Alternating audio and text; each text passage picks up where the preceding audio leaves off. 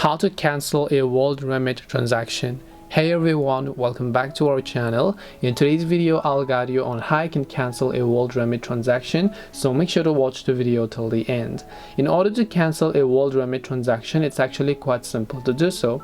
All you have to do is first of all just go to worldremit.com and then make sure that you're logged into your account. And let us just assume that you are not being able to send the money and then you would like to cancel the transaction that you have made. It's actually quite simple.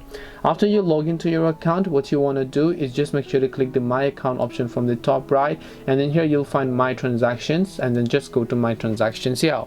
When you come to the My Transactions page, you'll be able to see a list of all the transfers that are currently in progress. So if there is any of the transfer that is currently in progress, you'll be able to select them and cancel them accordingly. In my case, I have not made any such transfers, but if you have, then you'll also be able to cancel them right from there.